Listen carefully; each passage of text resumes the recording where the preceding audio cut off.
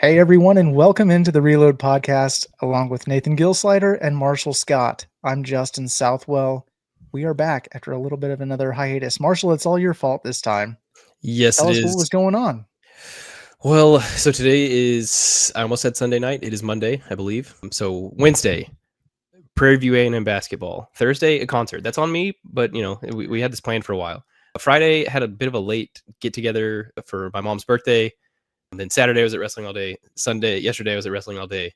And then finally we're here. I've only really been home the last week to sleep, and then I'm pretty much in a car at 6 a.m. going somewhere. So it's been a long stretch, but we're back at it. We're back at it, and hopefully, there was a tentative plan for a megapod on last Friday.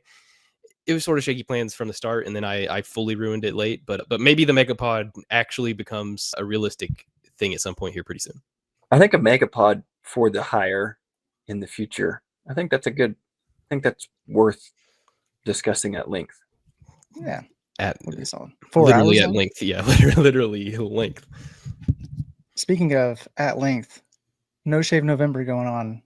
Feeling a little scratchy. Nate, got something going? Maybe a little bit? No? Yes? No? Yeah. We're gonna let it ride. I'm getting a little bit more gray than I enjoy on the chin here, but we're gonna let it ride for a little bit. There we go. But OSU ends up playing a game of football this weekend, and it was kind of competitive for a little while. We thought maybe there was a chance that we were going to win that game, but Kansas State eventually pulled away. They won 14-6. General thoughts on the game? We can get to the Justin Blackman Ring of Honor ceremony stuff here pretty soon, but general thoughts on the game as a whole, other than the obvious stuff like you can't commit 4 turnovers in the red zone and expect to win, stuff like that. Yeah, so I somehow totally skirted watching this OSU football game somewhat purposefully. Went to wrestling. Their session started at 10, basically ended at like 11:15, and then their next one wasn't until like 3 something. So I had this perfect window to just sit in the BOK Center and watch that calamity. And I have no grand scheming takes other than, hey, maybe don't turn the ball over. Was it 5 times? The Trent Howland pass reminded me a lot of the 2017 TCU game whenever Oklahoma State's driving to potentially win that game, and then Jalen McCleskey throws an interception. It's like, why is Jalen McCleskey even throwing the ball? And that's, I don't know. It's ugly stuff. There are. If it would have worked, you're calling him a genius. Let's be honest. Yeah, in both situations, because nobody's expecting that to happen. And well, it looked like K-State was expecting that to happen. Yeah, I just think if you turn that corner and there's any semblance of defensive backs still playing in coverage, you got to throw that thing into the stands. So yeah, it was right. It's tough because there are some aspects, like the defense is looking like it's continuing to take steps forward. There were some decent things happening offensively. It's just not whenever they got across the midfield. They were really good at getting to midfield and across it, and then that's where everything went sideways. So yeah, I don't know. It's a lost season, and there are moral victories to pick here and there, but it's 14-6 is not fun football. I did not get to skirt this one. I was there in person. Took my family, my boys. Beautiful weather though. It was, and we were in the shaded side, so even better. Yeah. But yeah, before I get a little bit critical, I do want to praise a couple kids. These are grown men at this point. A couple men out there. I've been really critical of one of these individuals on and off mic, but Parker Robertson,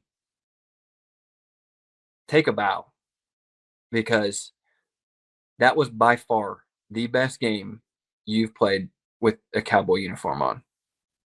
He got put in so many spots to make a play, and he made it every single time in that game. He didn't miss an open field tackle. He had the interception. He hit a TFL, I believe, as well. The guy was all over the place. And that's the way that they called the defense, was essentially to funnel it down. He was there in the right place and made the play every single time. So I want to shout out Parker Robertson. You never, ever have questioned his toughness or his motor or his give a damn. But man, he showed up on that field, and it was awesome to watch. I wouldn't have been mad if they put him at quarterback, if I'm honest. If they would have been like, this is the Parker Robertson series at quarterback. I mean, he earned it. I mean, the guy was all over the place. And when you're going through a season like this, or even really anything in life, but a season like this, it tells me so much about the man when he continues to do this every single week. And man, I could not be more proud. I've been very critical because a lot of the lapses that we've had in the past in some of these open field tackles where he's been singled out hasn't always made the play, but he did on Saturday. And man, it was fun to watch. It was awesome. Second kid, second dude, second man, Gavin Freeman. Dude's like a cockroach. Can't kill him. He's going to keep going. He runs motion on almost every snap on offense. He does everything. He blocks down. He blocks downfield. He takes on bigger dudes. He punt returns. He's fearless. He's the kind of guy you've got to keep around. You know what I mean? Like a mindset, a toughness that you have to have in a program when you're trying to turn it around like we are. And, you know, I really like watching him play. Again, doesn't make every play, doesn't do everything you want. It's not the most physically gifted individual out there, size, height, weight, speed. But man, he doesn't go down, right? And the kid he's just what you want. He's what you want in a football player. I have no doubt that the next coach, when they put on the film and they say who is a cornerstone kid that you're gonna have a mentality and have him buy in, he would be on my short list. And I don't doubt that for a second that the new coach will see the same thing. Did you guys see the Meacham quote about Gavin today? He said he dies hard. You know what I'm saying? That's football. Who wants to run out of bounds? Just another gem of a Meacham quote. Dies hard. I love that, right? And it's exactly right, man. It's Bo Jackson probably wish you would have, but yeah, Earl Campbell. But you know, we'll get to that. So from an overall standpoint, I mean, first of all, Coach Bowen, incredible job, man. You've had this thing stripped down to the studs, a bunch of young kids on the back end, and you gave your defense gave them a chance to win the game. That's right? I think there's only one phenomenal job, Coach Bowen. I know if you go back and watch the All-22, I'm sure there's more than this. But on the top of my head, I can only remember like one true blown assignment. And it was on, I think it was a 3rd and like 9 or something like that. And they had the running back going out wide and the linebacker didn't go with him. And he got caught inside in the traffic and it was wide open, took it, whatever. But I mean, him and Coach Osborne, the defensive line coach, dude, got to keep him. That guy, he's got those men, those boys playing tough. And if you would have told me, especially this season, that we would have had the better O-line and D-line in that game, I'd have told you you're crazy. But we did. And it really wasn't close, if we're being fair. That is such a testament to both of those coaching staffs on that side of the ball. Andrew Mitchell, Cooper Bassett, Grant Garner, Coach Osborne. Man, big ups. I love everything that they're doing. And they've got these guys buying in. You're talking about the O-line. What are we down? We're down to what, 2 starters that started the year, I think? Maybe 3. One of them's, I know I hate, you talked to Grant a little bit, Marshall. I saw some of the quotes. Just, actually it's great to hear him talk about some things. I think it shed some light on his thought process, which is great. But that's got to be incredibly difficult to have guys buy in. You had Noah McKinney that was in and half out, and now he's all the way out. And then you have injuries and guys switching from right tackle to left tackle who's never even played the position before. And not only doing that, he's doing it pretty darn well. And a quarterback who's really struggling.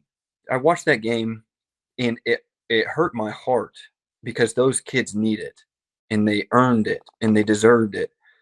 And to just watch it slip away in every opportunity, man, that was tough. There's no moral victories, but that one really hurt my heart for them. I mean, as a fan, obviously you want the win, but for those guys, especially those guys that this is their last go around, man, it was right there. And you just feel bad for them. Well, we did have some things to celebrate for that game, that being Justin Blackman, the greatest college football receiver of all time, was honored in the Ring of Honor Congratulations to Justin Blackmon. How cool is it that Terry Miller is down there putting an orange jacket on our guy? We played with this guy. It's crazy. Yeah, it was, that was actually fun. My son was like sitting there and was like, "You played with him?" I was like, "Well, that's a loose term. We were on the team together." But yeah, no, JB. Don't correct him. Exactly. We were a 1-2 combo. It was mean. That's right. That's right. I was just there on the depth chart. He just never got off the field. So, one of the most underrated things about JB, and you can attest to this, Justin, the dude is tough as nails. And when he came into Oklahoma State and an unheralded kid, man, he was ready to knock you in the mouth. And that's really real quick. Examples of being tough as nails. It bookends his career. When he was in that 2009 game at Georgia, took one across the middle, got popped, bounced right back up, no big deal. And then in the Fiesta Bowl against Stanford, his third touchdown catch of the day, he took a shot across the middle from that safety, and he told me like that it hurt, but that adrenaline was going, and he wasn't going to make it look like he was getting banged up. But I just thought it was kind of funny that, yeah, man, he is one of the toughest players to come through that program. And I just think it's ironic that he had that kind of bookend on his career with two of the biggest hits you've seen come across a receiver back whenever he could hit receivers. Yeah. I think if he gets a statue ever, it should be that strut that he does into the end zone off of that hit where I don't even know how to like move my body in a manner. But whenever I like think Justin Blackmon in a still image, I think of like whatever that walk is that he's like kind of like it's almost a Conor McGregor. Flex. It's almost the McGregor like shoulder. Yeah, he looks really tense. He looks like he, like Justin said, he looks like he's like flexing every muscle that he's got on him right there. Well, he said it hurt, so I just whenever there's a couple guys like that I played with, Brandon Pettigrew, Des Bryant, Justin Blackmon. They led, obviously, Pettigrew and Des were extremely vocal. JB not so much. And obviously they led their teams because of their play on the field, but they led because they led in everything that they did, whether it was stadiums, whether it was the weight room, whether it was running 100s or 200s, whether it was, game time, whatever it meant. If you strapped on your chin strap when Justin Blackmon was there in practice, you better show up because you're getting knocked off or you're going to get mossed or whatever it was. And that was something that always stuck out to me about JB. And that's what made him who he was. He was not as physically gifted as Des Bryant. Let's just call it, right? He's not. But he had unbelievable body control, and he maximized it, and he utilized everything that he had to its peak. And it was just going out there and watching and seeing that. I was so happy for him. Whenever I think first memory I have, well, there's two about JB. And one of them I absolutely love because I can't remember if you were there yet or not, Justin, but we get there and it's the summer, early summer, and Justin is there and he just looks like a normal kid, just kind of freshman trying to get it figured out. And no gloves. He's got the oldest pair of Nikes that they've got in the room, oversized shorts. I mean, you name it. The guy he did not look like future first round draft pick. And he's catching everything one-handed with no gloves. I mean, mossing guys in 7, essentially it was like 7 on, right? He is just tearing people up. And Peacocks is like, man, who is this kid? Like, what's going on? And so finally, Des was like, all right, enough of this. I'm taking you to the training room. We're getting you some gloves. We're getting you some Nike wristbands. I'm changing your shoes. Like, you're not going to look like this and continue to do this in practice. Like, we're going to make you look like you're playing. And I just remember that because, like, he could care less. Like, he didn't want it. And, he just, whatever, man, I'm just here to practice. But Des was like, nope, not happening.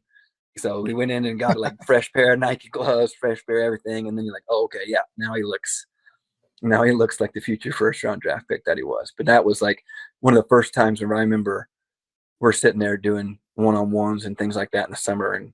And you're just like, we've got another one. That kid is coming. And he is doing a lot of things that Des Bryant is doing. with his hands because he had such strong, big hands. So he'd go out and get it. And you're just like, that's natural. And oh my gosh, we got another one. I was like, wow.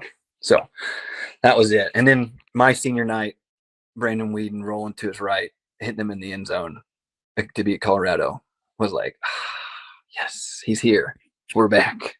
And so that was like, those are my two that I just remember because he was just phenomenal.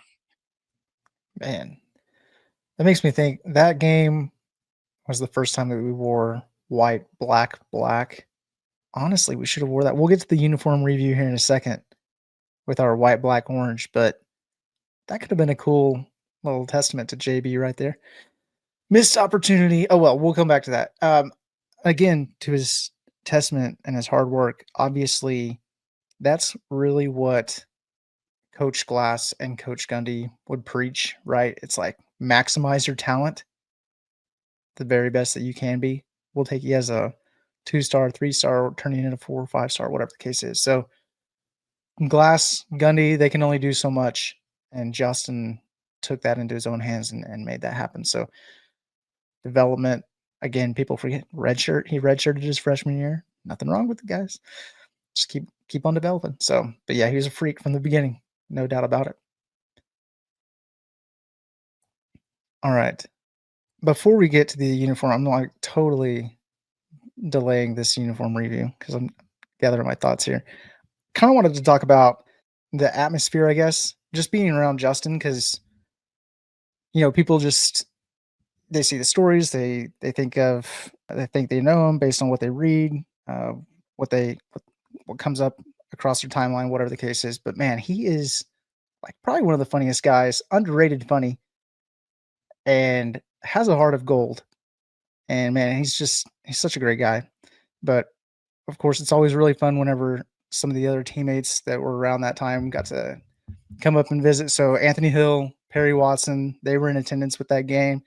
We watched the game, we hung out for a while, and we actually hung out after the game a little bit, where walked around the concourse a little bit, just kind of delayed getting out of the stadium. We were just soaking it up and really wanted to kind of have, I don't know, like we were anticipating it being like a private moment, but to just be able to sit in the stands with nobody else around and look up at 81 Justin Blackman in the Ring of Honor and appreciate that. And it was a really cool moment. Ironically, we were there because we were meant to be there. In the faint distance, I heard what sounded like, whenever you ping your phone, like find your phone, I heard that noise. And I was like, you guys hear that? And sure enough, going around, looking around, I found the phone. There's a phone. Somebody's just like completely lost their phone in the stands. And so it says, call this number, whatever. Call them up. They're not too far away. We wait for them, give the phone. I mean, they're ready to buy a new iPhone and everything else, but we were there for a reason. It was good times. So had to share that story. Okay, uni review. I think 2 weeks ago I predicted white, black, white would look great. We have already worn it. The thing about it is sometimes you got to wear a uniform combination one time for the one time. It's probably the last combo worn for a reason. Didn't look the best, but really, I mean, Marshall, I kind of understand what you're saying whenever you look at it a little bit and it kind of grows on you after you can kind of get past being dizzy. Yeah, it's sort of, the more I've looked at it too, the more I've sort of, I think I might no longer just sort of like it. I think I like it. I think on some of the previous iterations of uniforms, I don't think it works as well. I think the stripe and the amount of orange that's just on the black jersey itself, I think is an important piece to the orange pants fitting in with all of it. Yeah, you have to have this white on the black. Yeah, for that to work. You can't do that with the previous black jerseys that we've had. There's no way. And sometimes whenever they wear white, black, white, it like doesn't pop enough for me. There's something like missing there because it's like I understand that black is a school color, but orange is more so the school color. So I don't know. I think it does a little something for me that maybe white, black, white doesn't even do. So yeah, I think it's definitely a choice, and I could definitely see why they were maybe a little apprehensive about throwing it out there. But the more and more I look at it, I sort of like it. I just straight up like it. I don't know what to tell y'all. I mean, it's like the tricolor hat in baseball, you know. Oh, okay. I haven't heard that one yet, but I like that. I like the comparison. I just enjoy it. I just think it was like just enough of either. Orange pants are some of my favorite, you know, and then like I thought maybe it was a little busy with the tri-stripe, you know, and then the cursive, and then you're going, but then it also, that kind of is what kind of ties it in a little bit. And, you know, and then the Ring of Honor patch has got black, orange, and white on it. And I don't know. I kind of like it. I'm not even ashamed. I just do. To recap, white, black, orange for the first time in the modern era. Of course, we got resident uniform guy Doug Shivers. He texted me and was like, I think this is the first time we have worn this since 1971. I was like, yeah, man, that's all you, because I really only go back to about 2006, to be honest. But 1971, they wore their own version of white, black, orange. Maybe that was the diagonal helmet, maybe, that they had the OSU diagonal logo. We've worn that throwback in 2015 for homecoming, but I think it looks better with like a Patriot Pete or something. I think the words of Cowboys makes an already busy uniform maybe a little bit too busy. I think just like a flat, you know, Pistol Pete sitting there would maybe take it that notch further. Yeah, I could see that. That jogs in memory because that was the first loss that we've had with that particular iteration of the white cursive Cowboys helmet with the black script. So we're 6-1 in that helmet now. But that was the other point. Dating back to 2011, this was the 9th unique tricolor combination that we've worn. And a lot of people like to say, you know, we got to stop wearing the tricolors. We don't do well in them. Yes and no, kind of like it's 19. We have not and done well in 2 years, so this is just a tough one to start holding against us, guys. And there have been a lot more iterations of tricolors in the last 2 years, but we are 19-13 overall, so 59.3% in tricolor looks that we have worn. 32 games. It's not like we wear them all the time, so it's nice to see them from time to time. I don't know that I ever want to see this one again, but you guys are convinced me. Maybe I would like to see it with a Patriot Pete. I could think, you know, this could work. Maybe it could work. We'll circle back to that. We'll see what they plan on wearing against UCF next week, but I have a prediction kind of brewing in my head, so we'll get there. One other thing about uniforms before we move on. I know that we're switching sports on you, but basketball wore their N7 uniforms. It was the 2025 version of that, and they looked terrible. Not which is really good. I really don't want to hate on N7 uniforms because I love everything that they stand for, but it's like, how can you who approved this? It's the wrong shade. It sort of looked like teal practice uniforms. Yeah, it looked like a Temu version or knockoff version of Temu. That's the awesome. original. What happened, man? Logo is tiny. Anyway, I was pretty disappointed because I have a special place in my heart for N7, and that was just like, send it back. Still probably better than the gray cursive pokes. Well, I just gonna say, in all fairness, this recent iteration, whatever Nike did to us, not good on the basketball court from a uniform standpoint. Nike?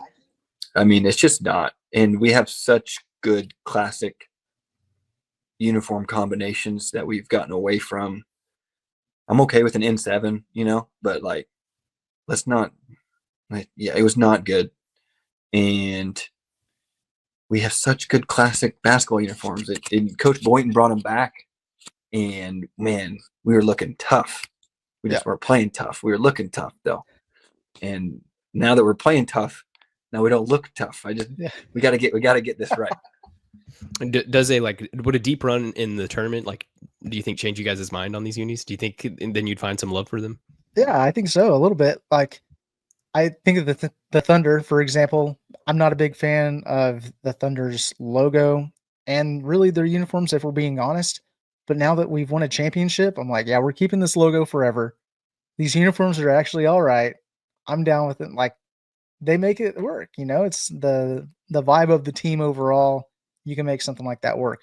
Now, For the OSU uniforms, I'm going to be heavily favored toward that orange because it's the most uniform look out of all the ones that we have.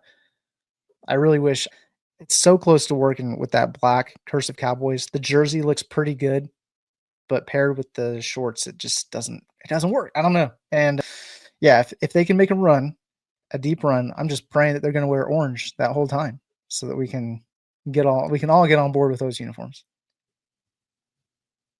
That's fair. Right. I just, not a fan. You know, remember the players, not the uniforms, I hope. I feel that. The Reload podcast is brought to you by Brewster Consulting Group. Do any of these sound familiar at your company? Our processes are manual and inefficient with no documentation. Our data reporting takes forever and isn't accurate. We hear all the hype about AI, but have no clue what it actually means for our business. Our projects always run over time and over budget. If so, talk with our friends at Brewster Consulting Group. They help build organizations that run like well-oiled machines with clear processes, reliable data and reporting, and technology that actually works for you. Their team of Six Sigma Black Belts, PMP certified project managers, and seasoned data engineers have delivered solutions that are built to last for local clients like the Tulsa International Airport and Medify.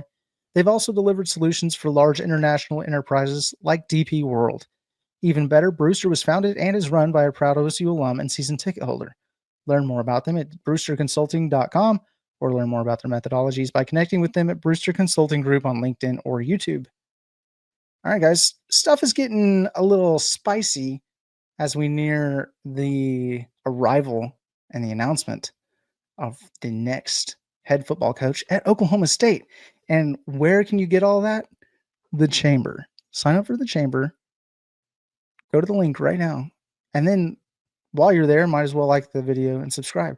But you can sign up for the Chamber, PFB Plus. We're going crazy in there. There's some great questions being proposed, hypothetical questions, albeit, but still thought-provoking stuff. You can't get it anywhere else. So go check it out. Go check it out. But while we're here, we got to talk about a little bit overall thoughts on the coaching search. Nathan, I feel like you're pretty plugged into this, maybe more than others. So I want to hear your side first, and then I want to hear Marshall's even closer.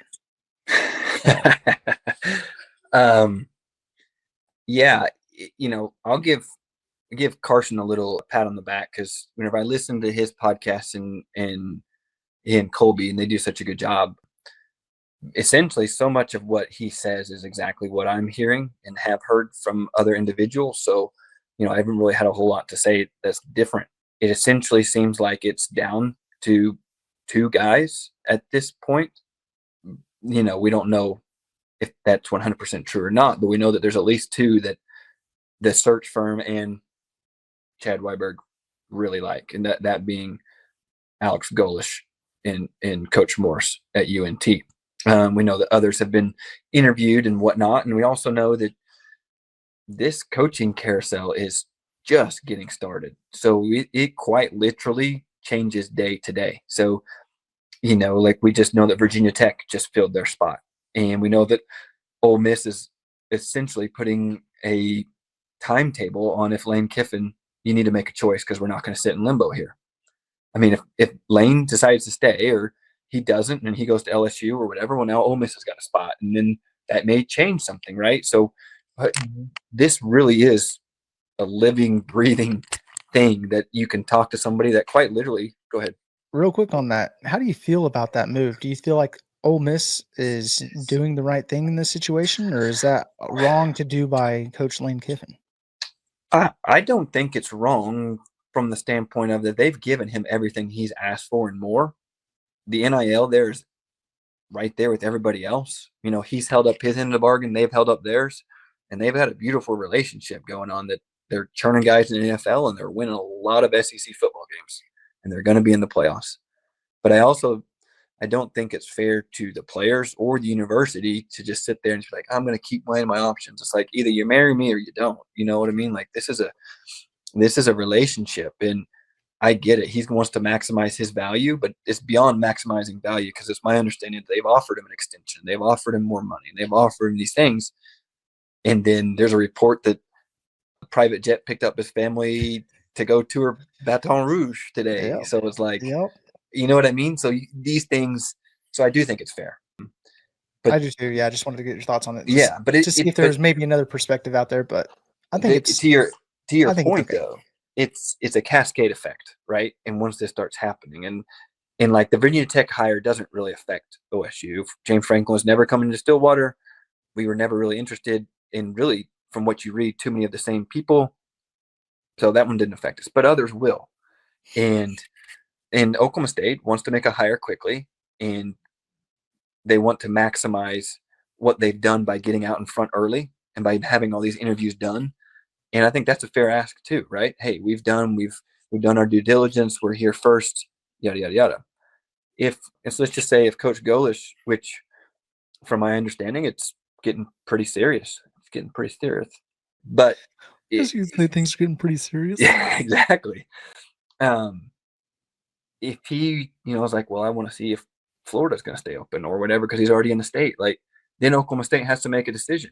What do we want to do? And, I know that Arkansas and Coach Morris are very, very far along in the process also. And at least from what I've been told. So, like, these are the type of things when they start affecting Oklahoma State and what we do, and that changes day to day.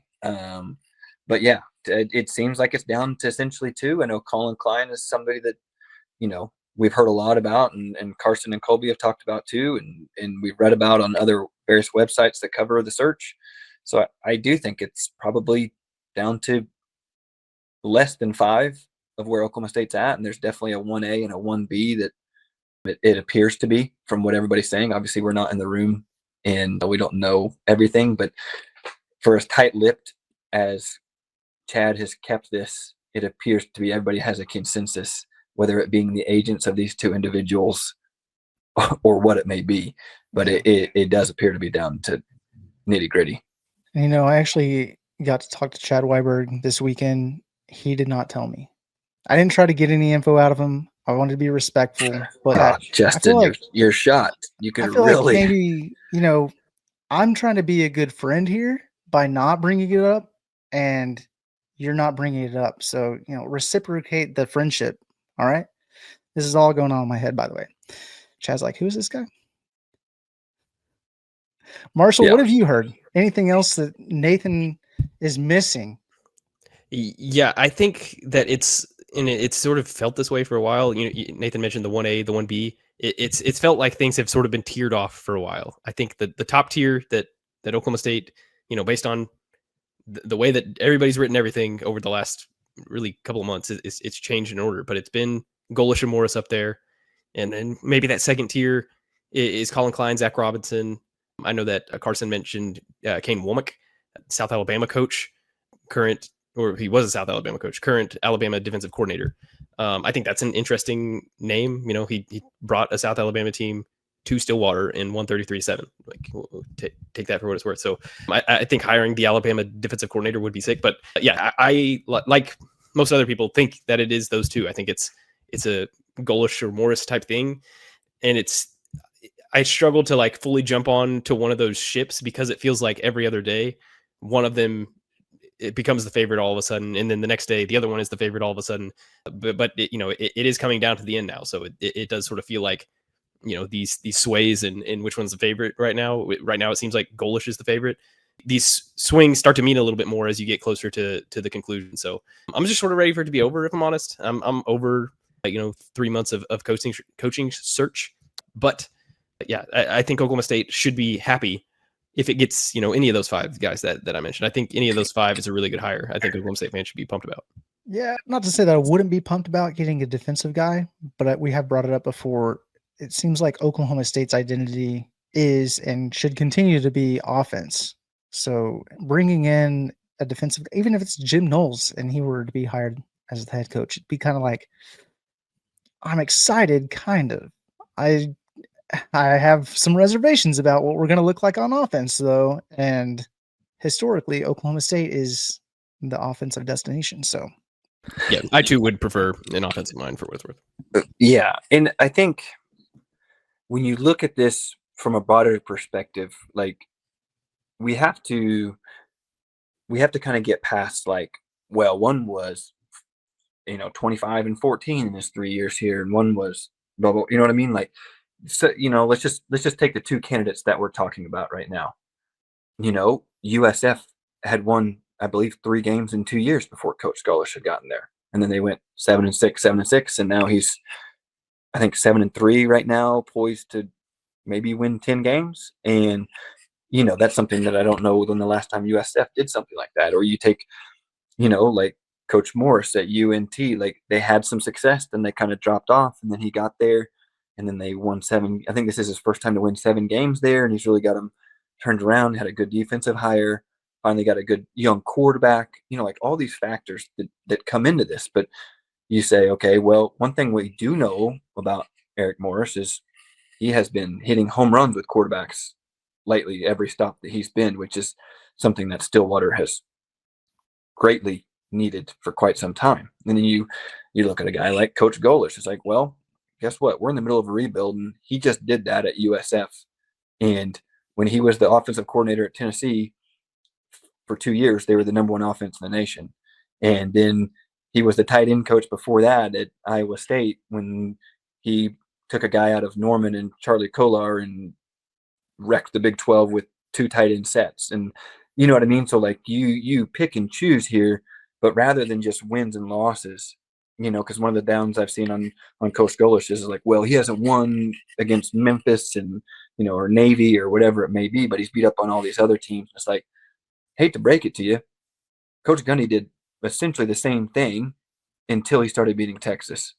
And you know what I mean? Like we cleaned up on all the teams you're supposed to beat. You come against equal foes, like these are going to be toss-up matchups. And you come in, like I said, you come into a team that had 3 wins in the last 2 years. Like you're probably not going to beat some of the better teams in the conferences right away. He just beat Florida, and didn't he beat Florida State as well at USF, I believe, this season? I think they lost to Miami. Is that correct? I know they beat Florida. And who was I thought they beat one other. I thought they beat one other in-state school. I thought it was Florida State, but I'm not certain. No, they did not beat Florida State. They beat Florida Atlantic. They beat Boise State to start the year. Okay, maybe that was it. But I know so they beat Florida. I know that in the Swamp, which that would be pretty awesome. I don't think the Oklahoma State team could do that right now. So this is just one of those moments where you have to trust the process. We've had such a long runway. The turnkey organization and Chad Weiberg have thought everything through. And so everybody's saying a good hire, a bad hire, you're in your feelings. Jimbo Fisher and Brian Kelly were home run hires 5 years ago. They both don't have jobs, and they stink. Kurt Cignetti was a very risky hire at Indiana, and he hadn't really proven himself before. The best coach in college football at the moment. You know what I mean? And then you've got all these guys in between that were coordinators that have never proved themselves. Dan Lanning, Kirby Smart, the coach at Arizona State that we all love. There's Dillingham, right? And so it's like, what does proven mean versus something else? There's so many factors that go into this, and we just have to trust the process and believe that Chad's got the right one, and everybody pulls the rope in the same direction, and we get this thing back on track. Yeah, and I think you bring up a lot of great points, and even pulling on points that we've brought up in the past. Nathan, you've talked about fit being one of the most important things, and then we're bringing up guys like Cignetti, for example, and it's like, is he a fit for Indiana, or is he just like bringing his stuff over and making it work? Because if that's the case, I want somebody like that, and maybe the fit that can kind of come secondary.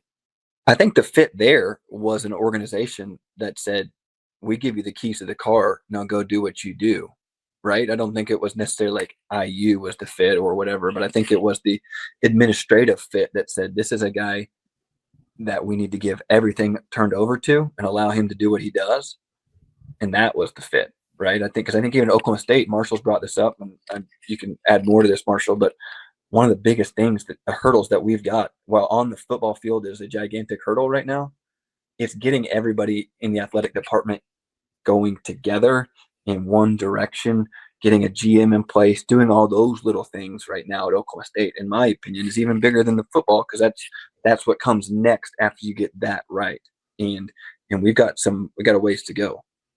Yeah, I think the Cignetti thing, I think it was easier for him to fit at Indiana because there wasn't really like a culture of winning football there. Like Indiana football basically started when Kirk Cignetti, I'm sure that they had decent seasons in the past, but from a national perspective, Indiana football started when Kirk Cignetti got there. There already sort of is that culture. So maybe fit means a little more in a place like Stillwater than it does in a place that, it's just like a blank slate and you can just come do whatever you want. But I mean, in a way, it kind of feels like a blank slate.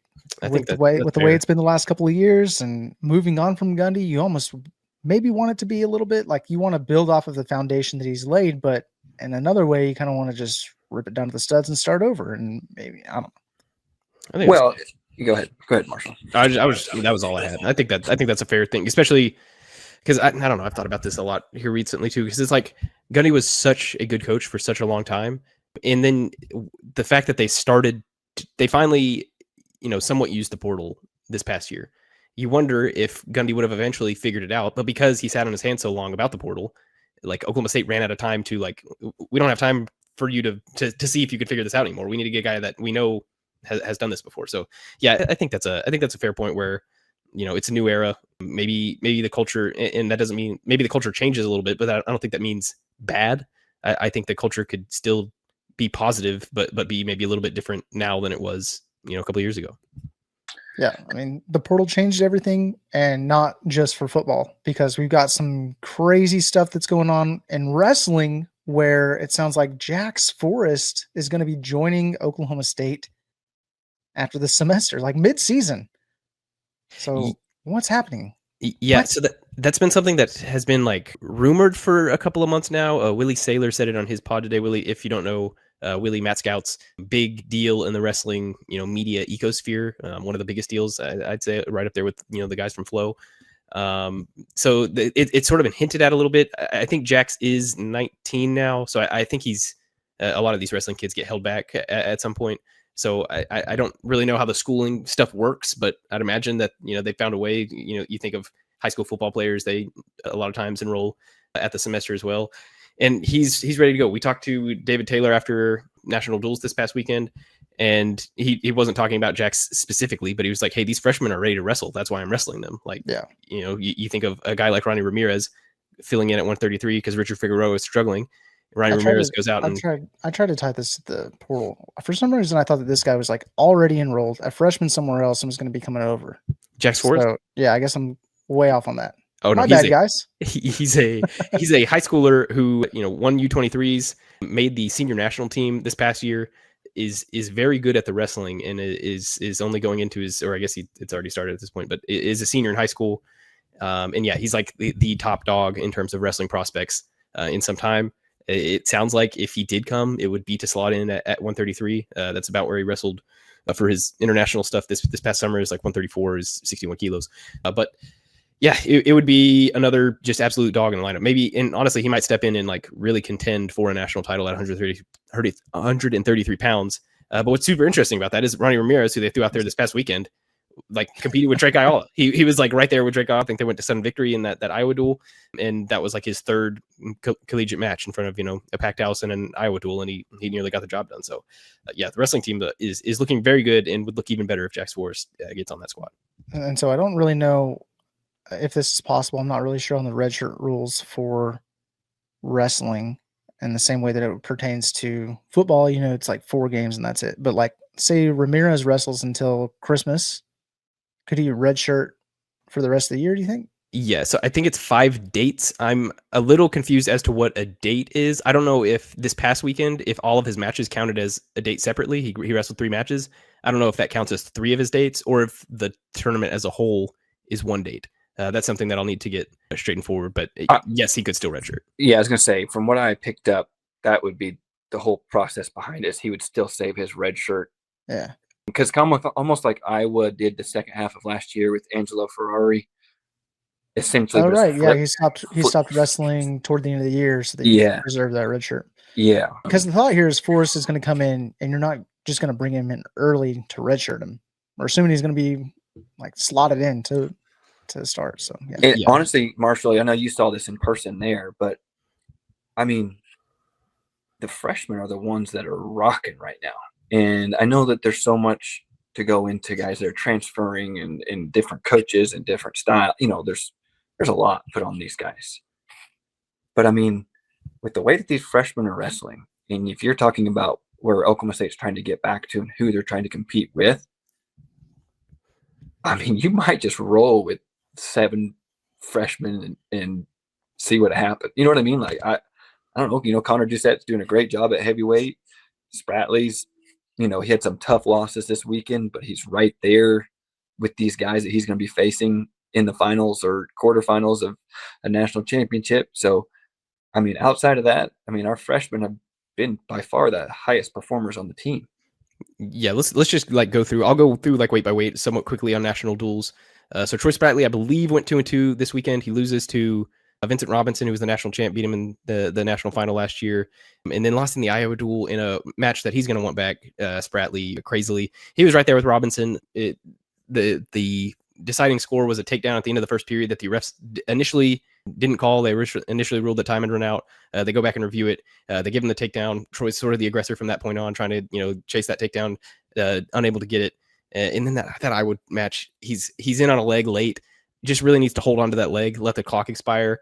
He sort of lets it go to work for a shot, and then gets countered and scored on, and that in a lot of ways sort of determined that Iowa duel. So it's a weekend where he's right there. I'm not worried about Spratley at all. He's going to contend for a national title again this season. 133, Richard Figueroa struggles in his opening match, scores a lot of points just like he did in the Stanford duel early, and then sort of just falls off from that point.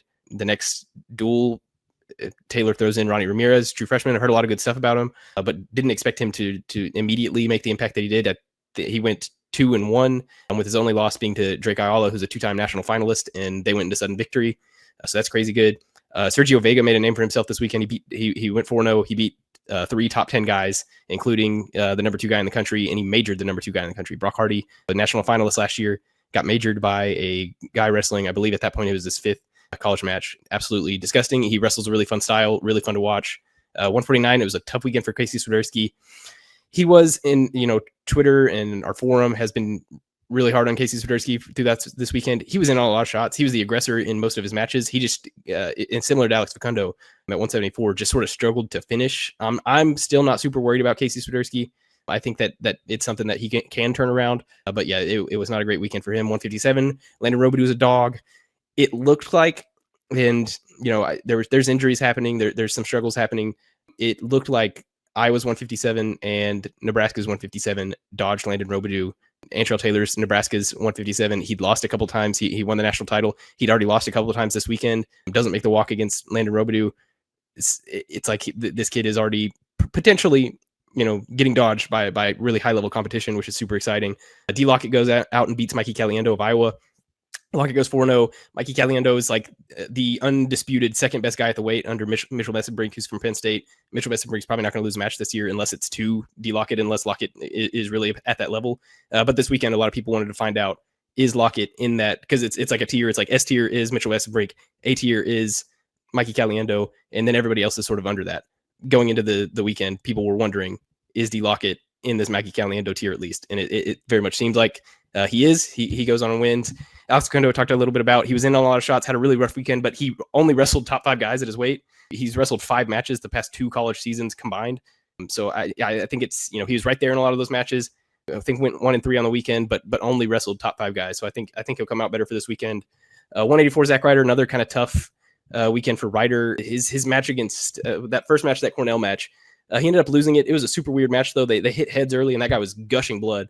So there was a lengthy blood time, and then the guy had to go in a concussion protocol. So he runs off the mat. Ryder's like sitting in his hoodie, waiting on their match to restart. And then they keep having to stop the match because that guy continues to bleed. So that was a funky match, one that he surely wanted to win. Then he kept it close with Angelo Ferrari. 197, Cody Merrill had a pretty good weekend. Would have liked to win that Iowa match against their transfer from the D3 ranks. Had a lead late, gave up a takedown. And then heavyweight Connor Doucette looked really good.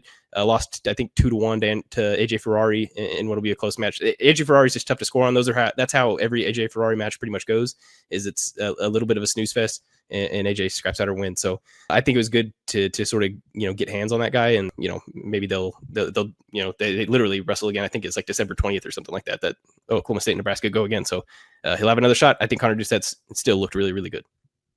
Okay, 2 things. So, You just brought it up here late. Both the Ferrari brothers are absolute snooze fests. Like, they're good. I still think Angelo stalls. I don't know how I've seen it. It is terrible to watch. They're fantastic. It's a stinker of a match to watch. Secondly, about the Fry brothers, they keep acting like the town of Stillwater and Oklahoma State like wronged generations of their family by not allowing AJ on the team any longer. Like, this act has to stop. Like, I don't want to get into this whole thing, but like, it is ridiculous. Like, Angelo always going at, the coaches and things like that. And it's just like, to me, it's just like, did we miss something here? Because like, you villainized the town of Stillwater and they gave you chance after chance after chance. We didn't have any choice. Like, Coach Smith had no choice.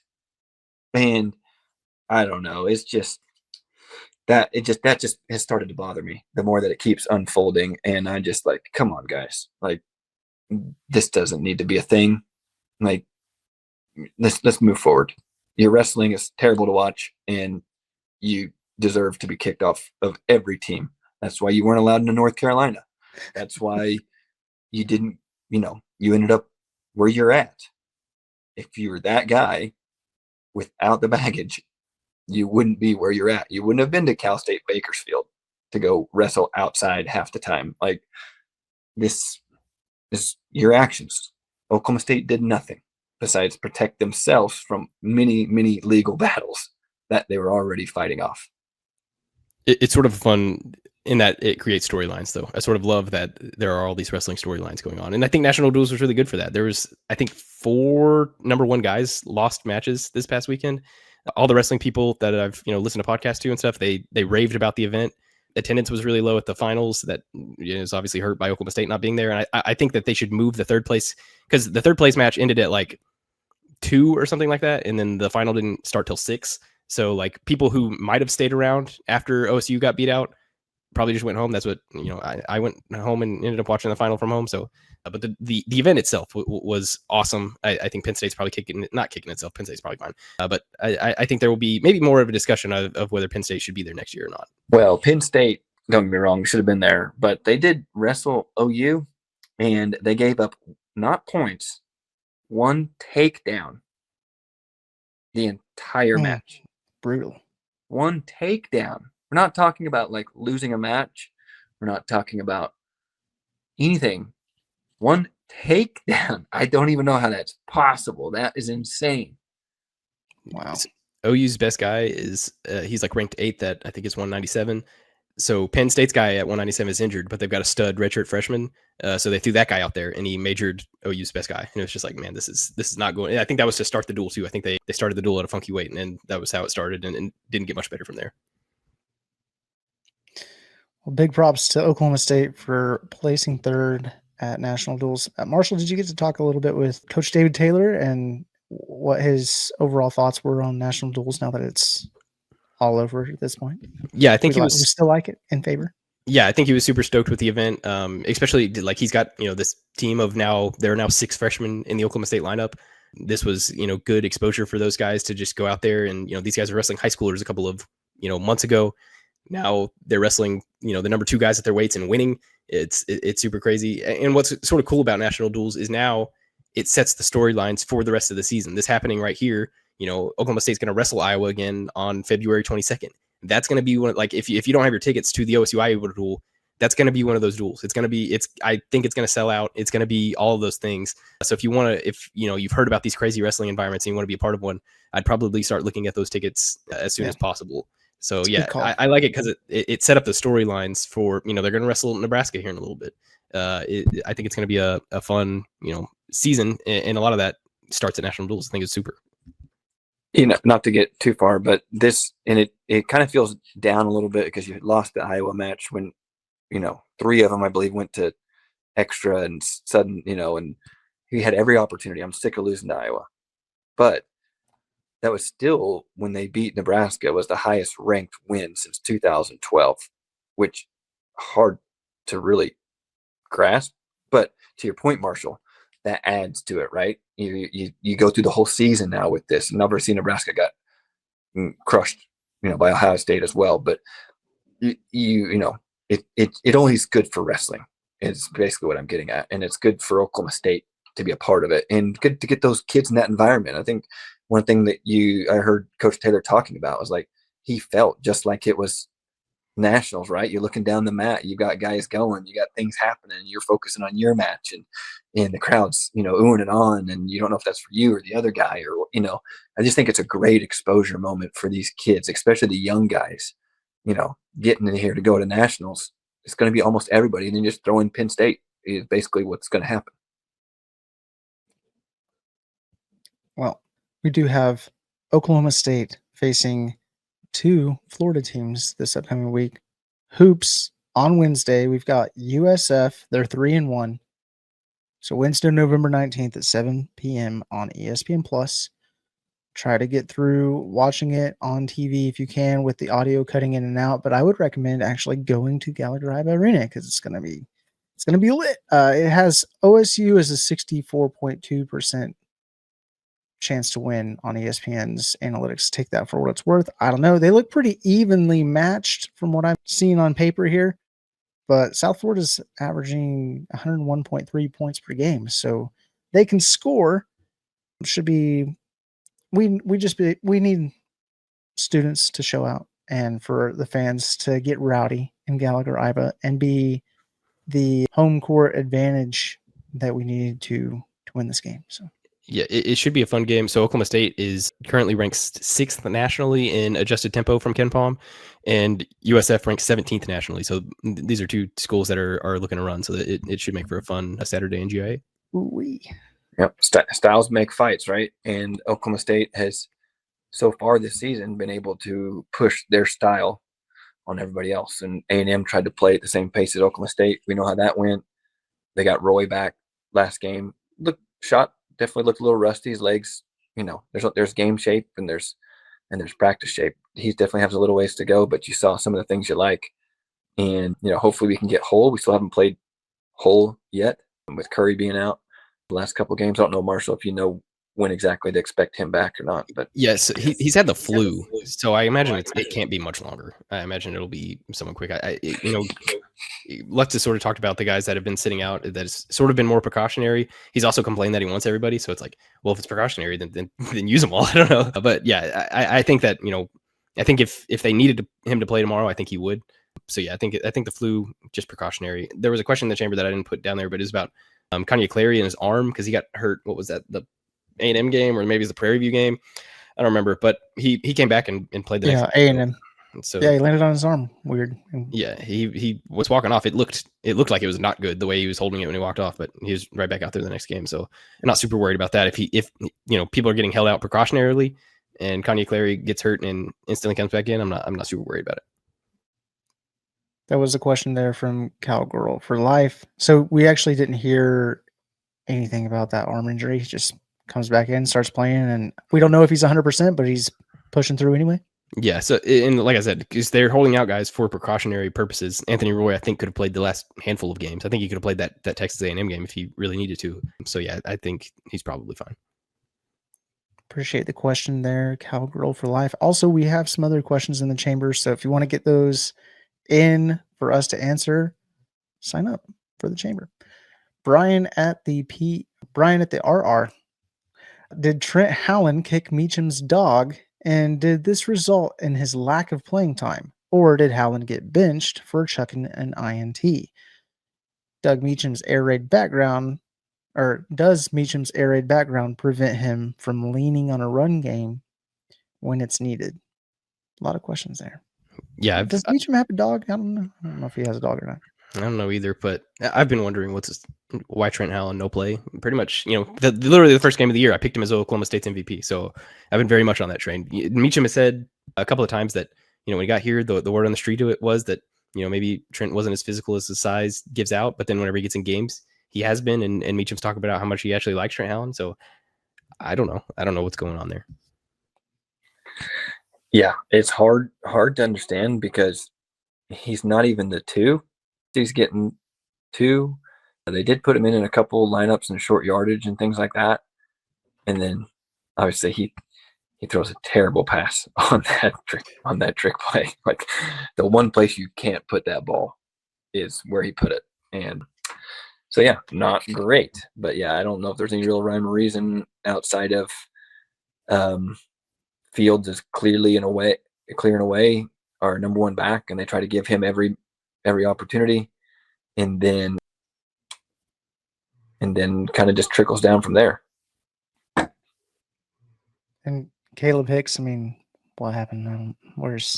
Well, that is a casualty of the NIL mismanagement right there.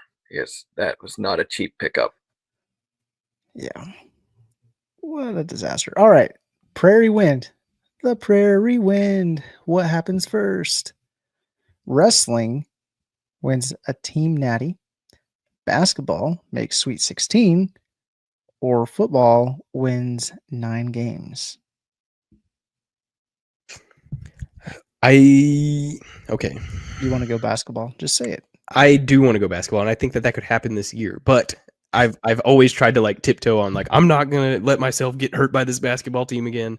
But I think that technically could happen this year. I don't think that OSU wrestling is ready to win a natty this year, but next year they might be, and the year after that they really might be.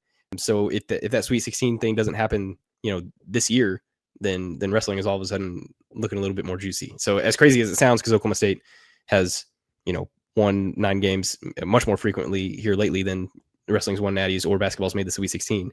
But yeah, I think right now, just because I think that it's somewhat possible for basketball this year, I would go that first, and then wrestling natty, then football 9 games. Not to say that I'm like totally out on the football rebuild or anything. I just think that looking at the wrestling and basketball teams right now, it's hard to pick football over those two. Yeah, I've talked extensively about not lowering our standards for football. I think 8-9 is kind of the standard for football. Agreed. I think we have got to give the new coach at least 1 year to kind of get things headed in the right direction. So with that being said, with Marshall, I think that if basketball continues to get better at the rate that it's getting game by game and you get everybody there, I mean, I don't mean to simplify this, but you're just talking about winning 2 tournament games. That's really what it is, right? And in the conference that they're going to be playing game in and game out, you're going to be playing tournament games almost every week. And so I definitely think it's doable. If you make the tournament out of the Big 12, you can make the Sweet 16, in my opinion. It's styles make fights, right? It depends on who they get matched up with and injuries and so forth and so on. But I would pick basketball because I think that actually has an opportunity to happen this year. I think wrestling is a year away, and I think football is at least a year away. I mean, going from 1 win to 9 wins would be, you made the right hire for sure. All right. Poke 6 asks, does Golish not having deep Texas ties like Morris concern you if he's the one that ends up getting hired? I wouldn't say concern. I think it's definitely a plus in Morris's favor that he has those deep Texas ties. But I think whoever the head coach at Oklahoma State is going to at some point, create those ties to Texas. Morris might, if it was Morris, he'd start with more of those ties than a guy like Golish probably would.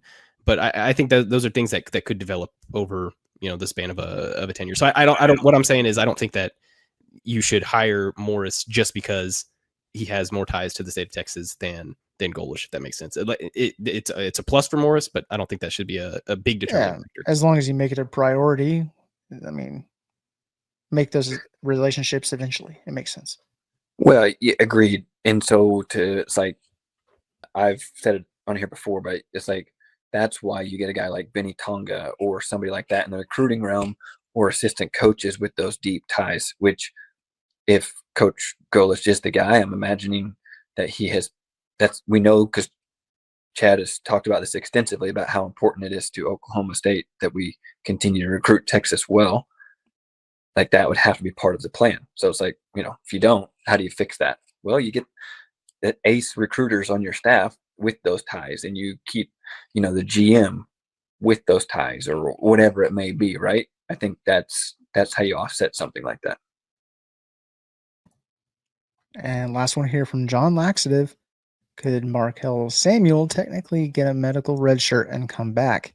Gives immediate tackle depth and a veteran in the room. Granted, he stays at OSU, of course.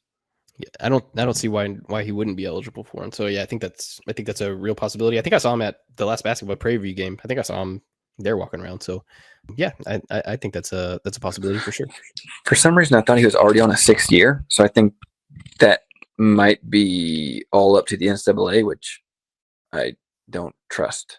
And I mean, hey, come on. They're giving out 7th, 8th, 9th years nowadays. Well, that's a fair point. But it is an OSU player, so you just, I feel you. It's like the NCAA. You're going to try to give OSU any kind of, nah, he's from OSU. Get out of here. You're done. He is one of those guys, though, that he got here a little late, from where he came from, that if you gave him a whole year with Coach Glass, a lot of people talked about his traits.